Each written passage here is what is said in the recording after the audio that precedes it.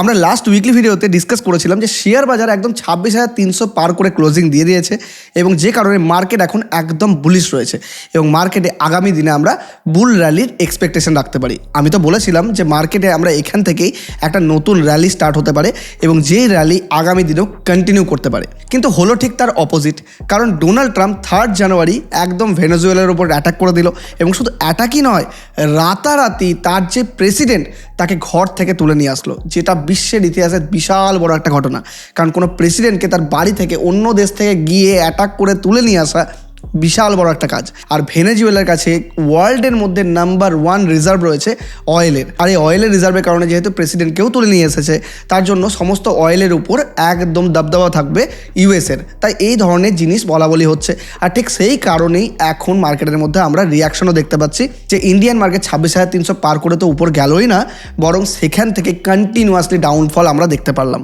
দেখুন, আমরা যদি চার্টের মতো ডিসকাস করি তাহলে দেখবেন যে এই যে লেভেলটা ছিল, এই লেভেল পার করে প্রায় দেখবেন এগিয়ে একটা গ্রিন ক্যান্ডেল, মানে কত বড় একটা গ্রিন ক্যান্ডেল, মানে একদম বুলিশ ক্যান্ডেলে কিন্তু মার্কেট ক্লোজিং দিয়েছিল এবং মার্কেট এখান থেকে বাড়ার পসিবিলিটি ছিল খুব হাই। কারণ মার্কেট এই জায়গাটা এখানে একবার রিজেকশন নিয়ে নিচে পড়েছিল, তারপর আবার ওঠার চেষ্টা করে বাড়েনি, তারপরে দেখুন এখানে মাল্টিপল টাইম মার্কেট আসার চেষ্টা করে, কিন্তু ফাইনালি একটা বুলিশ ক্যান্ডেল, দারুণ বুলিশ ক্যান্ডেল মার্কেট কিন্তু ক্লোজিং দিয়েছিল। কিন্তু সেখান থেকে মার্কেট দেখুন থপ থপ থপ থপ থপ থপ করে একদম নিচে পড়তে লাগলো এবং আমরা এক্সপেক্ট করেছিলাম যে নিচে পড়লে হয়তো এখান থেকে পড়ে একটু উপরেও যাওয়ার পসিবিলিটি রয়েছে। কিন্তু আমি দেখুন যদি সব ইএমএগুলোও লাগিয়ে নিই, মার্কেট দেখবেন 50 ইএমএকেও ব্রেক করে দিয়েছে এই লাস্ট কয়েক সপ্তাহের মধ্যে প্রথমবার। কারণ দেখুন 50 ইএমএকে এখানেও কখনো ব্রেক করেনি, এখানেও ব্রেক করেনি, এখানেও ব্রেক করেনি, কিন্তু দেখুন এই প্রথমবার 50 ইএমএর নিচে কিন্তু মার্কেট ক্লোজিং দিয়েছে এবং তার যে সাপোর্ট লেভেলটা ছিল, এই সাপোর্ট লেভেলের নিচেও কিন্তু মার্কেট ক্লোজিং দিচ্ছে, যেটা মার্কেটের জন্য একটু হলে নেগেটিভ সেন্টিমেন্ট তো অবশ্যই আমাদের মনে হচ্ছে।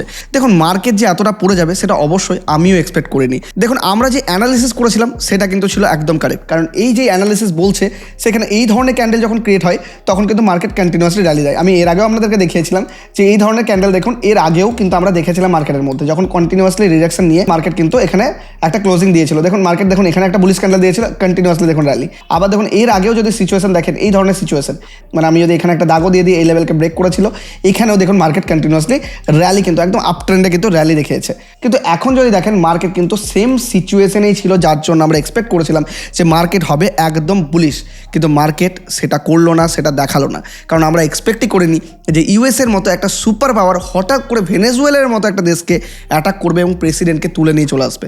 তখন কে জানতো এই নিউজটা? কেউ এক্সপেক্ট করেনি, আর আমি একদমই এক্সপেক্ট করিনি। তাই এক্সপেকটেশনের বাইরে, সম্পূর্ণ অ্যানালিসিসের বাইরে মার্কেট আমাদেরকে রং প্রুভ করলো। আমরা কিন্তু অ্যানালিসিস কারেক্ট করেছিলাম, কিন্তু মার্কেট একদম আমাদেরকে প্রুভ করে দিল সম্পূর্ণ রং। আর মার্কেটের যে আপট্রেন্ড কন্টিনিউয়াসন আমরা দেখছি যে মার্কেট তার হায়ার হাই কন্টিনিউয়াসলি বাড়ছিল, দেখুন কন্টিনিউয়াসলি হায়ার হাই বানাচ্ছিল, সেই ট্রেন্ডকে আবারও ব্রেক করে নিচে চলে আসে এবং কিছুটা এখন মার্কেটের মধ্যে ডাউন ট্রেন্ডের পরিবর্তন আমরা দেখতে পাচ্ছি, বা কিছুটা কনসলিডেশন, মানে মার্কেট কিছুটা এখানে হয়তো সময় কাটাবে, বা কিছুটা কনসলিডেশন এখানটা ভেঙে আবার নিচের দিকে যাবে, মানে লোয়ার লো প্যাটার্ন ক্রিয়েট করবে, এই ধরনের এক্সপেকটেশন কিন্তু আমরা এখন রাখছি। আর যেহেতু এই নিউজটা ছিল সম্পূর্ণ আনএক্সপেক্টেড, তাই মার্কেটের কারেকশনটাও খুব ফাস্ট হয়েছে। কিন্তু এখন আমাদের করণীয় কি? আগামী দিনে আমরা কীভাবে প্ল্যান করতে পারি? এই যে মার্কেট আবারও ফল করছে, এটাকে কি আমরা অপরচুনিটি হিসাবে দেখতে পারি, নাকি এরকম ফল আগামী দিনে আরও কন্টিনিউ করবে, নাকি এখানে মার্কেট আরও কিছুদিন সময় কাটাবে, বা এখান থেকে মার্কেট আবারও সব কিছু ভুলে গিয়ে আবারও মার্কেটের মধ্যে নতুন ফেজ আমরা দেখতে পারি? তো দেখুন এই সব কিছু জানার জন্য আমাদেরকে বুঝতে হবে যে মার্কেট এই এতটা যে ফল হচ্ছে এর পিছনে আসল কারণ কি। আসল কারণ আপনাকে বুঝতে হবে।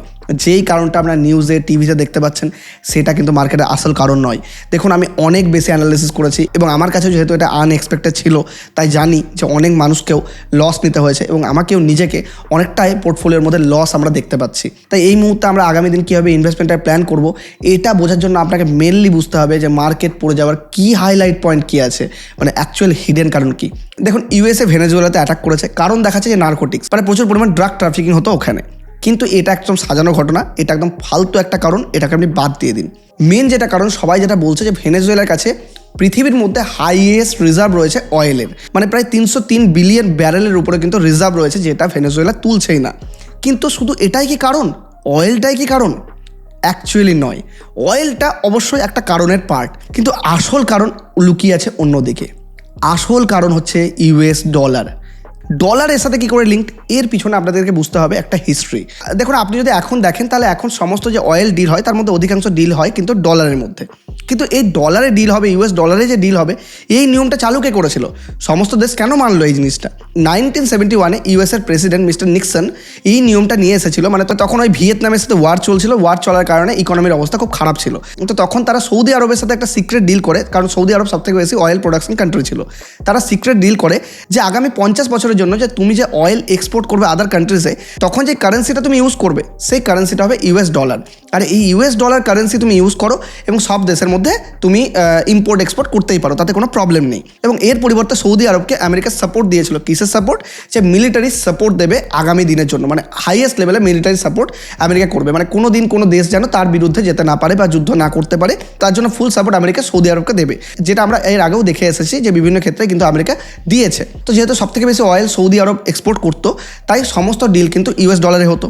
এবার ইউএস ডলারে যেহেতু ডিল হতো, তার জন্য প্রত্যেকটা কান্ট্রি ইউএস ডলারের যে রিজার্ভ সেটাকে বাড়াতে লাগলো। মানে কন্টিনিউয়াসলি ধরুন ইন্ডিয়া বলুন বা বাকি সমস্ত কান্ট্রিজ বলুন, সবাই ইউএস ডলার কিছু কিছু করে মজুদ রাখতে লাগলো। ইউএস ডলার মজুদ রাখার কারণে কি ডলারের ভ্যালুয়েশন মানে ডলার বাড়তে লাগলো। শুধু ইউএস ডলারই নয়, ইউএস ট্রেজারি বন্ডও ইউজ হতো। কিন্তু আলটিমেটলি এই দিনের পর দিন প্রত্যেকটা কান্ট্রি ডলারের মাধ্যমে ট্রানজাকশন করার কারণে ডলারের ভ্যালুয়েশন সময়ের সাথে সাথে কন্টিনিউয়াসলি বাড়তেই থাকলো। তো এইভাবে আস্তে আস্তে আমেরিকা কিন্তু ধীরে ধীরে ধীরে ধীরে সুপার পাওয়ার হয়ে গেল। কেন? কারণ ইকোনমিক্যাল গ্রোথ এলো, তার ডলারের ভ্যালু ওয়ার্ল্ডের মধ্যে নাম্বার 1 হয়ে গেল। তো এই সমস্ত রিজন তো ছিলই। এবার এই সমস্ত জিনিস সব ঠিকঠাক ছিল যতদিন আমেরিকার কন্ট্রোলের মধ্যে সব কিছু ছিল। মানে আমেরিকা যখন তাই যে কারোর উপর স্যাংশন চাপিয়ে দিত, কারো ডলার ব্লক করে দিত, কারো ট্রেজারি বন্ড একদম ব্লক করে দিত, সিল করে দিত, মানে আর তুমি ট্রেড করতে পারবে না, আর তুমি নিতে পারবে না। মানে আমেরিকার একটা দাবদাবা ছিল এটাতে। এবার এই সমস্ত দাবদাবার উপর চ্যালেঞ্জ কী হলো? চ্যালেঞ্জ হলো বিভিন্ন যে ছোটো ছোটো অ্যালায়েন্স তৈরি হলো। যেমন ধরুন এক্সাম্পল স্বরূপ ব্রিক্স কান্ট্রিজের যে অ্যালায়েন্স, যেখানে ইন্ডিয়াও আছে, রাশিয়াও আছে, চায়নাও আছে, আবার আফ্রিকাও আছে। তো এই ব্রিক্স কান্ট্রিজ অ্যালায়েন্স কী করলো যে আমরা যে কারেন্সি আছে সেই কারেন্সি আমরা ইউএস ডলার ইউজ করবো না, কারণ ইউএস ডলার ইউজ করলে আলটিমেটলি পাওয়ার কাকে দিচ্ছ? ইউএসকে দিচ্ছ। তো ইউএস ডলারের কারেন্সি আমরা ইউজ করবো না, আমরা নিজেদের মধ্যে যে লোকাল কারেন্সি আছে, মানে ইন্ডিয়া বললে আমি রুপিতে ডিল করব, বা চায়না বললে আমি ইউয়ানে ডিল করব, বা রাশিয়া বললে আমি রুবেলে ডিল করব। তো এরকম করে সমস্ত কান্ট্রি ডি ডলারাইজেশনের দিকে এগোলো, মানে আস্তে আস্তে ডলারের ইউজেস তারা কমালো। আর ভিডিওতে এগিয়ে যাওয়ার আগে একটা ছোট্ট রিকোয়েস্ট, যারা এই মার্কেট কারেকশনের অপরচুনিটি নিতে চান, যারা এখন এসআইপি করতে চান, যারা এখন মিউচুয়াল ফান্ডের মধ্যে ইনভেস্ট করতে চান, যারা জানেন যে এখন মার্কেট কারেক্ট করছে তো মিউচুয়াল ফান্ডে দিয়ে আমাদের ইনভেস্টমেন্ট শুরু করা উচিত, তারা আমাদের ডেসক্রিপশন আর পিন কমেন্টের মধ্যে আমরা অ্যাঞ্জেল ওয়ানের লিঙ্ক দিয়ে রেখেছি। সেখান থেকে একদম ফ্রিতে উইদাউট এনি এক্সট্রা চার্জেস আপনি অ্যাকাউন্ট ওপেন করতে পারবেন। আমাদের লিঙ্ক থেকে অ্যাকাউন্ট ওপেন করলে আপনি ইন ফিউচার যদি অ্যাকাউন্ট রিলেটেড কোনো প্রবলেম হয়, তাহলে বুল অফ বেঙ্গল অফিসের ইমেল আইডিতে আপনার প্রবলেম মেল করবেন, আমরা অ্যাঞ্জেল ওয়ান টিমের সাথে অন প্রায়োরিটি আপনার প্রবলেম সলভ করিয়ে দেবো। তাই এই যে কারেকশন ফেজ, এটাকে অপরচুনিটি হিসেবে দেখুন। এখনই যান ডেসক্রিপশন আর পিন কমেন্ট থেকে অ্যাঞ্জেল ওয়ানের মধ্যে একদম ফ্রিতে অ্যাকাউন্ট ওপেন করে নিন। কিন্তু এই যে পেট্রো ডলারের সিস্টেমটা ছিল, মানে যেটা অয়েল আর গ্যাস কেনার জন্য ডলার ইউজ করা হতো, তাকে বলা হতো, এই সিস্টেমটাকে বলা হতো পেট্রো ডলার ইম্প্যাক্ট। তো এই যে পেট্রো ডলারের সিস্টেমটা ছিল, আস্তে আস্তে এটা হার্ট হতে লাগলো, মানে আমেরিকার উপর কিন্তু ইম্প্যাক্ট হতে লাগলো। এবার আপনি যদি নিজেদের কারেন্সির মধ্যে ডিল করেন, তাহলে আমেরিকার ডলারকে আপনি পাওয়ারফুল করছেন না, নিজের কারেন্সিকে পাওয়ারফুল করছেন, তাই তো? এখানে আমেরিকা কিন্তু আস্তে আস্তে আস্তে আস্তে হার্ট হতে লাগলো। এবং এই সিচুয়েশন হঠাৎ করে 2020 সালে যখন রাশিয়া ইউক্রেনের মধ্যে যুদ্ধ হলো, তখন কি করলো আমেরিকা, যে রাশিয়ার যে ফান্ডিং ছিল, মানে রাশিয়ার যে ফান্ডগুলো ছিল, যেগুলো ট্রেজারি বন্ড ছিল বা যেগুলো ডলার যেগুলো তারা স্টোর করে রেখেছে, মজুত করে রেখেছে, সমস্ত কিছু রাতারাতি ব্লক করে দিল রাশিয়ার। তখনই সমস্ত যারা কান্ট্রি, মানে ওয়ার্ল্ড কান্ট্রি, তারা বুঝতে পেরে গেল যে আমেরিকার পাওয়ার। মানে আমেরিকা এদিকে বলছে তুমি ডলারের মধ্যে সমস্ত কান্ট্রিতে ডিল করো, মানে অয়েলের ডিল করো, আর এদিকে যখন খুশি কোনো দেশের উপর স্যাংশন চাপিয়ে ডলারকে ব্লক করে দিচ্ছে। মানে রাশিয়া যে নিজের টাকা অ্যাকচুয়ালি ডলারের মধ্যে ইনভেস্ট করে রেখেছিল, সেই টাকাটা তারা ব্লক করে দিল রাতারাতি। মানে রাশিয়ার ইকোনমিকে পুরোপুরি কোলাপস করে দেওয়ার একটা সিচুয়েশানে নিয়ে চলে গেল। সব কান্ট্রি একটা টাইম ভয় পেয়ে গেল। তারা কি করতে লাগলো, তারা এবার 2020 সালের পর থেকে আস্তে আস্তে যে কান্ট্রি ডি ডলারাইজেশনের নামও কোনো দিন শোনেনি, তারাও আস্তে আস্তে ডি ডলারাইজেশন দিকে এগোতে লাগলো। মানে তারাও আর ডলারে কাজ কারবার করবে না এরকম বলছে। এই সময় চায়নাও যখন আরব থেকে যখন তেল নিয়ে আসতো, তখন সেই তেলটাও কিন্তু ডলার ইউজ করতো না, ইউএনের মধ্যে নিয়ে আসতো। আর এদিকে চায়নাও নিয়ে এলো পেট্রো ইউয়ান বন্ড, মানে পেট্রো ইউয়ান বন্ডের মাধ্যমে তারা কিন্তু এরকমভাবে অয়েলের ডিল করতো। আর আমেরিকার অপোজিটে ছিল চায়না, যেটা সুপার পাওয়ারের রেসে সেকেন্ডে আছে। তাই দেখছে চায়নার ইম্প্যাক্ট বাড়তে লাগছে, আমেরিকার ইকোনমি আস্তে আস্তে কোলাপস হতে লাগছে, যেহেতু ডলারের উপর ভর করে কিন্তু আমেরিকা গোটা ওয়ার্ল্ড ইকোনমিকে কাঁপিয়ে রেখেছে। তাই অলরেডি আমেরিকা বারবার সিগন্যাল দিত যে ব্রিক্স কান্ট্রির উপর আমি ট্যারিফ চাপাবো, ব্রিক্স কান্ট্রিতে এরকম করা উচিত নয়, ব্রিক্স কান্ট্রি আমার ডলারের মধ্যেই ডিল করবে। সবাই ভাবছে অয়েলের জন্য ভেনেজুয়েলাটা অ্যাটাক করেছে, অ্যাকচুয়ালি বিষয়টা তা নয়। রিসেন্টলি ভেনেজুয়েলাও ইন্টারেস্ট দেখেছিল ব্রিক্স কান্ট্রিজের মধ্যে যোগ দেবে। বুঝুন, এইখানেই ছিল ভেনেজুয়েলা সবথেকে বড় প্রবলেম। যদি ভেনেজুয়েলা ব্রিক্স কান্ট্রিজের মধ্যে যোগ দেয়, তাহলে ব্রিক্স কান্ট্রিজের নিজস্ব যেই লোকাল কারেন্সি আছে তার মধ্যে ডিল হবে। এবার ভেনেজুয়েলার মধ্যে আছে পৃথিবীর মধ্যে সবথেকে বেশি অয়েল রিজার্ভ। এবার যদি ভেনেজুয়েলার মধ্যে আমরা লোকাল কারেন্সির মধ্যে ডিল করি, তাহলে ইউএস ডলারের ভ্যালু আরও ডাউন হতে লাগবে, আর ইউএস ইকোনমি আরও বেশি কোলাপস করতে লাগবে। মানে রাজা আর ইউএস থাকবে না, আর ইউএসের কিন্তু এটাতে বিরাট বড় ইগো প্রবলেম। তাই রিসেন্টলি নিউজও এসেছিল যে যখন চাইনিজের সাথে ভেনেজুয়েলার ডিল হতো তখন সেগুলো ইউয়ানে হতো। তাই যখন দেখছে যে এত বড় একটা কান্ট্রি যার কাছে পৃথিবীর মধ্যে সবথেকে বেশি অয়েল রয়েছে, আর সেই কান্ট্রি ব্রিক্স কান্ট্রিজের মধ্যে যোগ দেবে। ব্রিক্স কান্ট্রি আমাদের ওয়ার্ল্ড ইকোনমির মধ্যে টোটাল 40% জিডিপিতে কন্ট্রিবিউট করে। অলরেডি 40% জিডিপিতে কন্ট্রিবিউট করছে এই ব্রিক্স কান্ট্রিজ, তার মধ্যে যদি একটা সবথেকে বেশি অয়েল রিচ কান্ট্রি সেটা যদি যোগ দিয়ে দেয়, তাহলে বুঝতে পারছেন তো যে ব্রিক্সের অ্যালায়েন্সের যে ভ্যালু তার কতটা বেড়ে যাবে। মানে আমরা কিন্তু সুপার পাওয়ার হয়ে যাবো ব্রিক্স অ্যালায়েন্সের মাধ্যমে, যেটা আমেরিকা একদম চায় না। কারণ আমেরিকা চাই যে পৃথিবীর মধ্যে সুপার পাওয়ার একটাই হতে পারে, সেটা হবে আমেরিকা। তাই যে ভেনেজুয়েলা আমেরিকাকে এই বিষয়টাতে চ্যালেঞ্জ করলো, কোনো রকম সিকিউরিটি রুলস না মেনে রাতারাতি প্রেসিডেন্টকে তুলে নিয়ে চলে আসলো। মানে আলটিমেটলি মানতেই হবে যে কোনো দেশের প্রেসিডেন্টকে অ্যাটাক করে তুলে নিয়ে আসে, মানে তাদের কাছেও এয়ারক্রাফট ছিল, তাদের কাছেও সৈন্যবাহিনী ছিল, তাদের কাছেও যে এয়ার ডিফেন্স সিস্টেম সেগুলো সবই ছিল। তার সত্ত্বেও আমেরিকাকে কেউ আটকাতে পারেনি। কিন্তু 30 থেকে 35 মিনিটের মধ্যে তার ঘরে ঢুকে ভেনেজুয়েলার প্রেসিডেন্ট মিস্টার মাদুরোকে তুলে নিয়ে চলে এলো এবং আমেরিকার কোর্টের মধ্যে তাকে এখন পেশ করছে। কী রকম অবস্থা বলুন, একটা দেশের প্রেসিডেন্টকে তুলে নিয়ে চলে যাচ্ছে, মানে কত বেশি পাওয়ার দেখাচ্ছে। রিজন হচ্ছে এখানে আরও একটা, শুধু ডলারের উপর ইম্প্যাক্ট হচ্ছে বলে নয়, আমেরিকা অ্যাকচুয়ালি দেখাতে চাইলো পাওয়ার। সে বোঝাতে চাইলো তুমি যদি ডলারকে হিট করো ইনডাইরেক্টলি, তাহলে আমি তোমাকে ডাইরেক্টলি, আমি কোনো নিয়ম মানবো না, আমি ডাইরেক্টলি তোমার দেশ থেকে তোমার প্রেসিডেন্টকে তুলে নিয়ে আসার ক্ষমতা রাখি। আর কোনো এয়ার ডিফেন্স সিস্টেম, কোনো রকম সৈন্যবাহিনী আমাকে আটকানোর ক্ষমতা রাখে না। কারণ আমি পৃথিবীর মধ্যে নাম্বার 1 ডিফেন্সের মধ্যে খরচা করি, যেটা $1 ট্রিলিয়ন খরচা করতো ডিফেন্স বাজেটের মধ্যে, সেটা আমেরিকা রিসেন্টলি $1.5 ট্রিলিয়ন খরচা করবে বলছে। মানে ডিফেন্স সেক্টরে নাম্বার 1 থাকতে চাই, মানে চায়নার থেকেও অনেক অনেক অনেক অনেক বেশি উপরে। কারণ চায়না খুব ফাস্ট মুভ করছে এবার, তাই কন্টিনিউয়াসলি থ্রেটনিং করছে যে ব্রিক্স কান্ট্রিজ যারা আছে তাদের উপরে 500% ট্যারিফ চাপাবে। আর 500% ট্যারিফের মধ্যে আলটিমেটলি ভারতও আছে, চায়নাও আছে, আবার আর রাশিয়াকে অলরেডি সমস্ত ডলার থেকে বাদই দিয়ে দিয়েছে। রাশিয়া চাইলেও গোটা পৃথিবীর মধ্যে কোথাও ডলারে কাজ কারবার করতেই পারবে না, সমস্ত ডলার সিজ করে নিয়েছে, ব্লক করে দিয়েছে। তাই থাকলো কে? আফ্রিকা, চায়না আর ইন্ডিয়া। এবার ঘটনা হচ্ছে আফ্রিকা আর ইন্ডিয়ার উপর কিন্তু বেশি চোখ দেখাচ্ছে। কেন? কারণ ইন্ডিয়া বেশি কিছু বলছে না, কারণ ইন্ডিয়ার সাথে আমদানি রপ্তানি খুব যে বেশি হয় তা নয়। ইন্ডিয়ার জিডিপি মোটামুটি 1%-এর ধারে কাছে ইম্প্যাক্ট পড়বে যদি সমস্ত রকম রপ্তানি বন্ধ হয়ে যায়। এবার ঘটনা হচ্ছে চায়নাকে কিন্তু খুব বেশি বলতে পারছে না। দেখুন ইন্ডিয়ার উপর 50% ট্যারিফ, যেটা ওয়ার্ল্ডের মধ্যে হাইয়েস্ট ট্যারিফ লাগিয়েছে, কিন্তু চায়নার উপর লাগাতে পারলো না। চায়নাকে থ্রেটনিং করে যাচ্ছে 150% লাগাবো, 200% লাগাবো, কিন্তু লাগাতে এখন অব্দি পারলো না।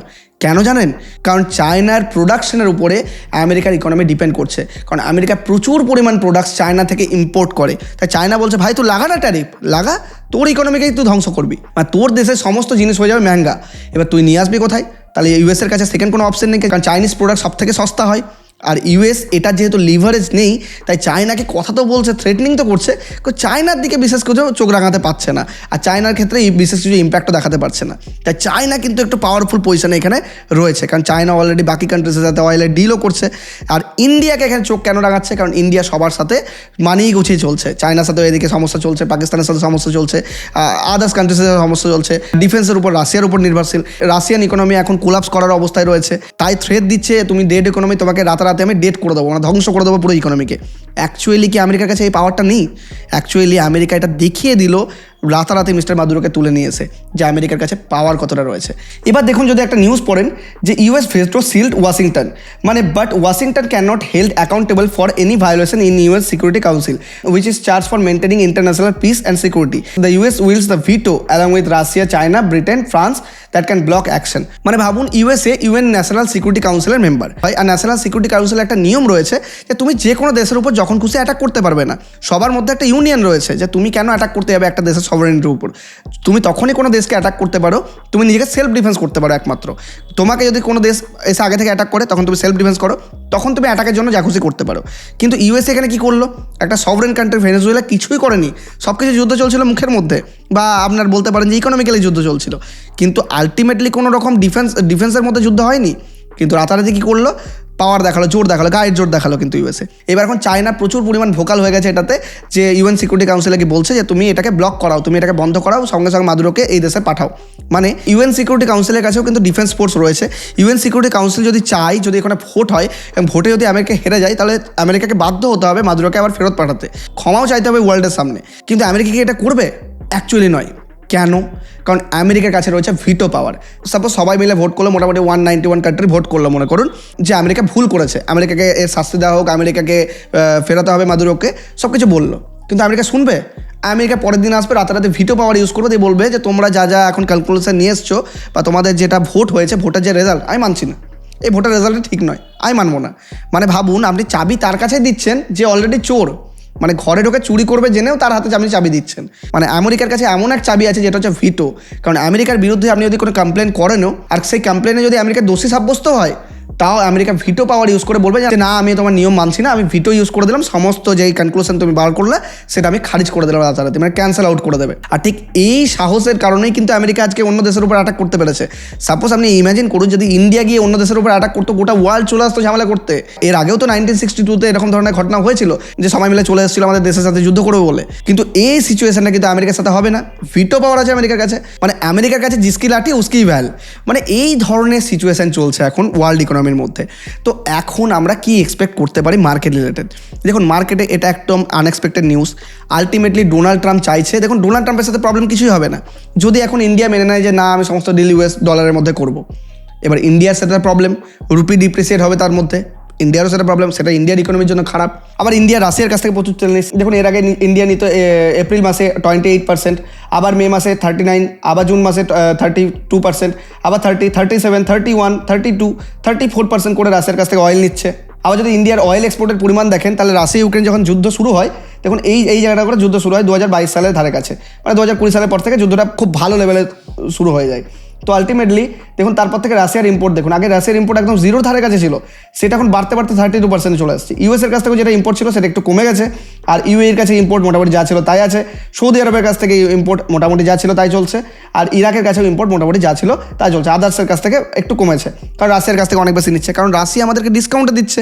এবার বলছে যে তুমি রাশিয়ার কাছ থেকে ডিল করবে না, রাশিয়ার অয়েল তুমি নেবে না। এবার ভাবুন, আমরা এত সস্তায় অয়েল পাচ্ছি বলে আমাদের সমস্ত দেশ যখন ইকোনমিক্যালি ক্লোলাপস সিচুয়েশনে চলে যাচ্ছে, তখন আমাদের দেশ কিন্তু একদম টিকে আছে, আমরা আমাদের ইকোনমিকে বাঁচিয়ে রেখেছি। আমাদের দেশে ইনফ্লেশন এত বাড়েনি। বাকি দেশ যদি দেখেন, ইনফ্লেশন অনেক বেশি হাই রয়েছে, কিন্তু আমাদের দেশে এত বেশি হাই নয়, কারণ আমরা অ্যাকচুয়ালি এই অয়েলের উপর তো ইনফ্লেশন ডিপেন্ড করে অনেকটা। আমরা এই অয়েলের উপর কিন্তু ইনফ্লেশনকে বাঁচিয়ে রেখেছি, যেহেতু অয়েল আমরা ডিসকাউন্টে পাচ্ছি। তাই শুধুমাত্র রাশিয়াকে কোলাপস করার জন্য, রাশিয়াকে নিচে দেখানোর জন্য, মানে রাশিয়া যেন আর কোনো রকম ওয়ার না করতে পারে, মানে রাশিয়াকে পুরোপুরি ধ্বংস করে দিতে পারে। দেখুন, রাশিয়া তো ইনকাম সম্পূর্ণ বন্ধ, রাশিয়ার কাছে তেল কিনছে, গ্যাস কিনছে কিছু ইউরোপিয়ান কান্ট্রিজ, আর ইন্ডিয়া আর চায়না রাশিয়ার নাম্বার 1 কাস্টমার। তাহলে আমরা যখন যেহেতু কিনে যাচ্ছি, তাই রাশিয়া ফান্ডিং পেয়ে যাচ্ছে, রাশিয়া যুদ্ধ কন্টিনিউ করছে।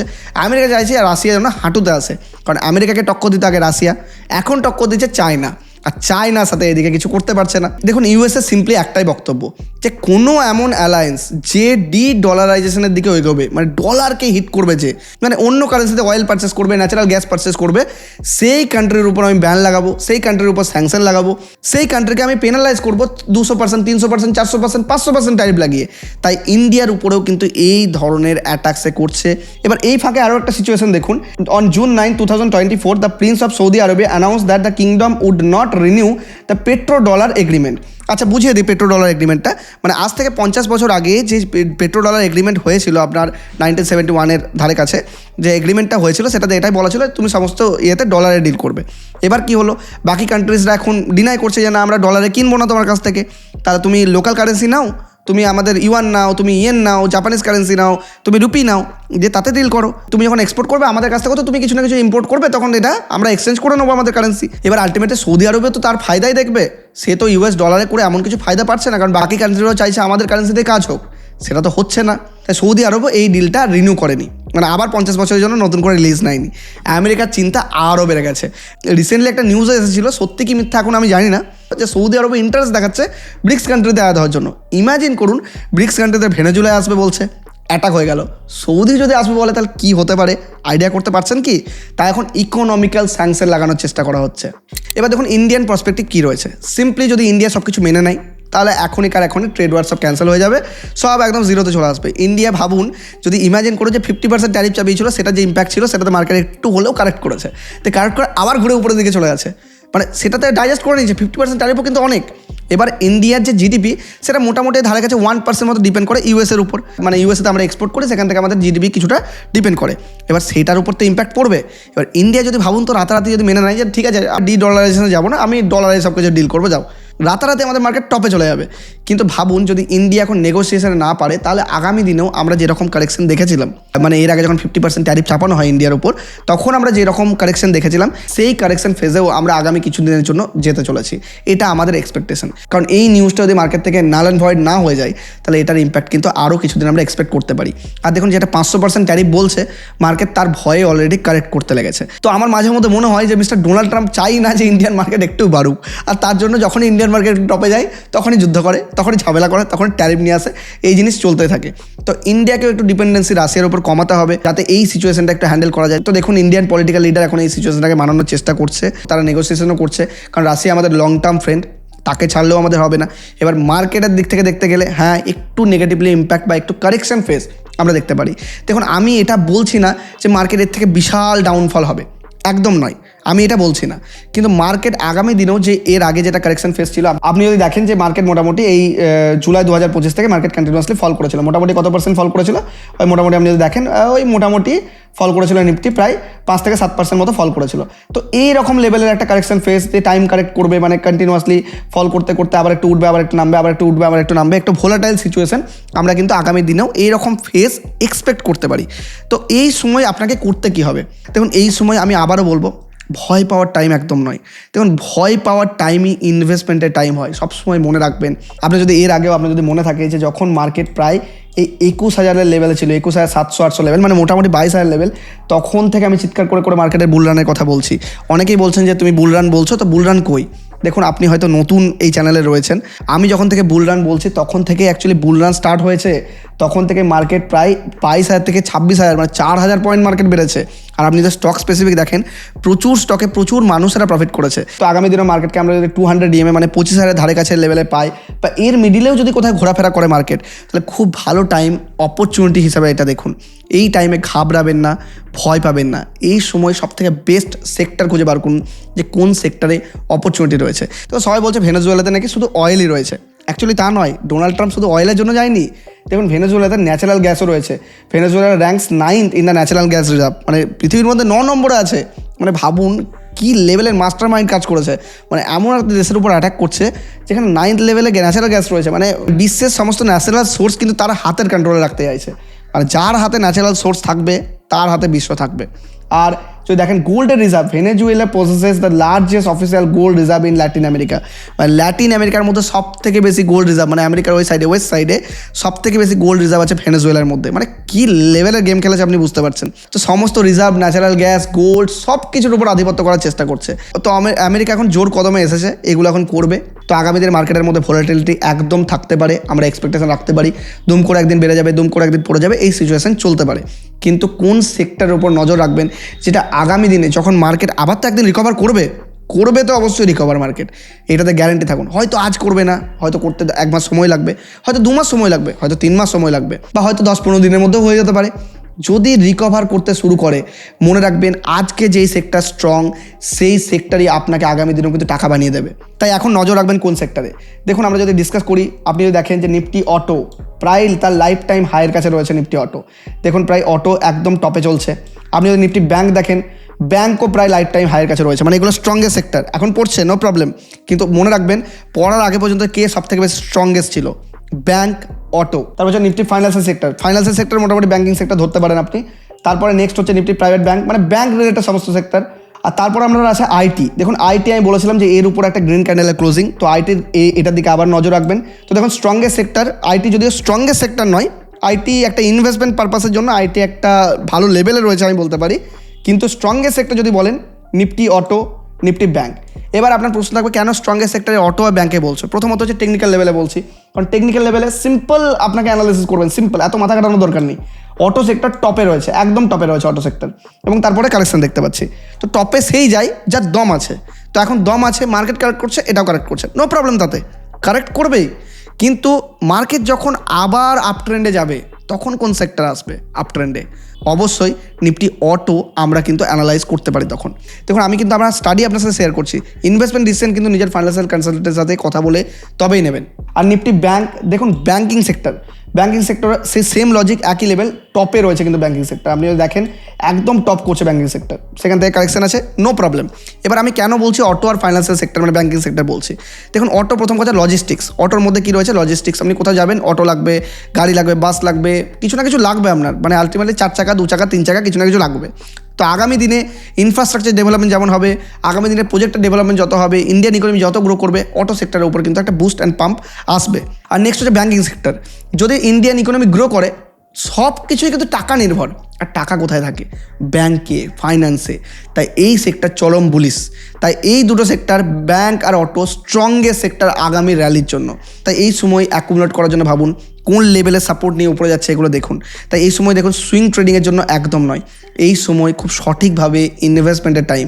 এবার আমরা ভুল কী করি, যে সেক্টর সব থেকে বেশি নিচে পড়ে আছে সেই সেক্টর আমরা ইনভেস্ট করে দিই, খুব ভালো নিচে পেয়েছে দারুণ ব্যাপার, না একদম নয়। সেই সেক্টরের মধ্যে ইনভেস্ট করার জন্য ভাববেন যেই সেক্টর স্ট্রংগেস্ট সেক্টর, এখন কারেক্ট করছে কিন্তু স্ট্রংগেস্ট, মানে কারেকশনের আগে পর্যন্ত সব থেকে স্ট্রংগেস্ট সেই ছিল। মনে রাখবেন নেক্সট যখন আবার র্যালি আসবে তখন কিন্তু সেই সবার ফার্স্ট মুভ করবে, কারণ সে র্যালি কমপ্লিট করেনি। কিন্তু আমাদের ইন্ডিয়ান ইকুইটি সেক্টর এখনও পর্যন্ত বিরাট লেভেলের পারফর্ম করেনি, পারফরমেন্স অনেক অনেক বাকি আছে। তো আশা করছি আজকে পুরো ডিটেলস আমি আপনাকে বোঝাতে পারলাম, এবং সবাই যেটা বলছে অ্যাকচুয়ালি সেটা কারণ নয়, আশা করছি সেটা আজকেও আপনি ফিল করতে পারছেন। দেখুন এই সমস্ত কিছু বোঝানোর জন্য আমাকে প্রচুর রিসার্চ লেগেছে, প্রচুর টাইম স্পেন্ড করেছি। মার্কেট যখন এরকমভাবে ইম্প্যাক্ট ফেলেছে, মার্কেট যখন এরকমভাবে কারেকশন দেখিয়েছে, তখন অ্যাকচুয়ালি আমিও প্রচুর রিসার্চ করেছি যে কেন এরকম হচ্ছে, এর পিছনে অরিজিনাল নিউজ কী। যেটা সবার চোখের সামনে আছে সেটা কিন্তু নিউজ নয়, যেটা চোখের সামনে নেই মনে রাখবেন সেটাই কিন্তু আসল এবং অরিজিনাল কি পয়েন্টস, আর সেটাকেই আপনাকে ধরতে হবে। তাই এরকমই আরও ইনফরমেটিভ ভিডিও পাওয়ার জন্য বুল অফ বেঙ্গল চ্যানেলকে সাবস্ক্রাইব করতে একদম ভুলবেন না। আপনার একটা সাবস্ক্রাইব আমাকে মোটিভেশন দেয় এরকমই আরও ইনফরমেটিভ ভিডিও নিয়ে আসার জন্য। এবং যারা আজকের এই কারেকশনের অপরচুনিটি, এখনকার যে কারেকশন ফেস মার্কেট, এই অপরচুনিটির মধ্যে লামসাম করতে চান বা এসআইপির মাধ্যমে ইনভেস্টমেন্ট করতে চান বা স্টক মার্কেটেও ইনভেস্ট করতে চান, তাদের ডেসক্রিপশন আর পিন কমেন্টের মধ্যে অ্যাঞ্জেল ওয়ানের লিঙ্ক রয়েছে, একদম ফ্রিতে উইদাউট এন এক্সট্রা চার্জেস আজ থেকে অ্যাকাউন্ট ওপেন করে নিন। এবং আমি সবসময় বলি মিনিমাম 500 টাকা দিয়ে হলেও ইনভেস্টমেন্ট জার্নি শুরু করুন। দেখুন মার্কেট অপরচুনিটি বারবার দেয় না, আমি এই কথাটা অনেকবার বলেছি। যখনই অপরচুনিটি চলে যায় সবাই ফোমো করে বলে আমি মিস করে গেছি, তাই মিস করার অপরচুনিটিও কিন্তু মার্কেট বারবার দেয় না। তাই মনে রাখবেন মিস করবেন না, সিচুয়েশনকে ইউটিলাইজ করুন। এখন যে মার্কেটের সিচুয়েশন চলছে, মার্কেট আপনাকে ডিসকাউন্ট দিচ্ছে, এই সময় এসআইপি শুরু করার অপটিমাম টাইম, তাই একদম এই সময়টা মিস করবেন না। আর ভিডিও ভালো লাগলে চ্যানেলটি সাবস্ক্রাইব করতে ভুলবেন না। অনেক ধন্যবাদ।